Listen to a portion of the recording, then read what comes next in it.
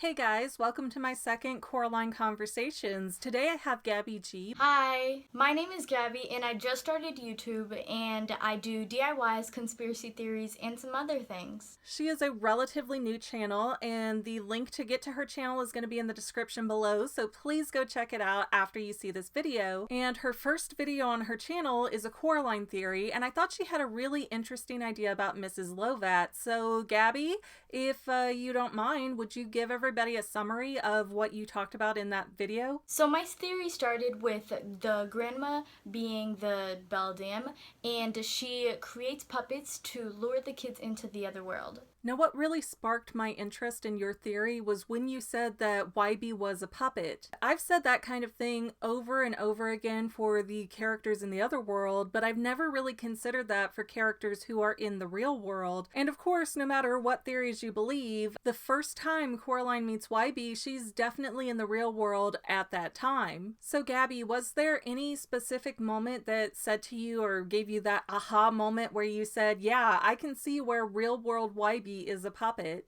Okay, so I have watched this movie literally like a million times, and every time I watched it, the part when Wybie sent the doll to Coraline was always the part that I thought, what the heck, how could somebody have a doll that looks exactly like the person that they just met? Now, another thing that I really loved in your theory is that you said the twins from the 60s era weren't really twins, and that the beldam kind of made the twin sister think she had a twin to lure her to the other world. So to kind of have you expand on that idea, do you think it was the doll that she thought was her twin, or did the beldam have another puppet going, or was it maybe the beldam herself disguised as a little girl? I think that the Ghost Girl's twin sister is a puppet that the beldam created to lure the Ghost Girl into the other world. And when Coraline came, the beldam disguised herself as the Ghost Girl's twin sister, but older. Now, my daughter Kyrie has insisted for a while now that the residents of the Pink Palace, Miss Spink, Mr. Bobinski, Miss Forcible, and the ghost children are connected somehow because you have two girls and a boy, two girls and a boy. I know you touched on that in your theory, but I wasn't 100% sure on what connection you saw. Were you saying that the people who live in the Pink Palace are like older puppets that the beldam uses to lure in other children, like she did with the twin? And if that's not where you were going, what are your thoughts about how those characters connect? I believe that the residents in the Pink Palace apartment is actually all of the ghost kids' parents. And so every time a kid gets stuck into the other world, the parents go crazy and they forget they even have had kids, and they just become like residents at the Pink Palace apartments forever. So like if Coraline got stuck in the other world, her parents would go crazy and would forget about Coraline, and they would just become residents and part of the plan that lures the kids in. So I'm really curious on your opinion here, since you seem to believe that a lot of the different characters are puppets controlled by the beldam.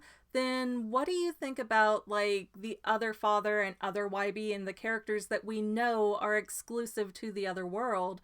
Do you think they're also puppets, or do you think that they have their own free will to do as they please? And if you do think that all the people that Coraline really interacts with are puppets, do you think that the beldam switches between them? So like, no matter who Coraline is talking to, it's always the beldam controlling that body. I think that everybody in the other world and everybody in the real world are like all puppets, except the residents of the Pink Palace apartments. They are just the parents. And that explains a lot, and it explains why Wybie, the Wybie from the other world, before he let Coraline go out and be free, his hand, like, it looked like sand. It looked like he was like made out of sand, and that's like what they put in the puppets. So yeah.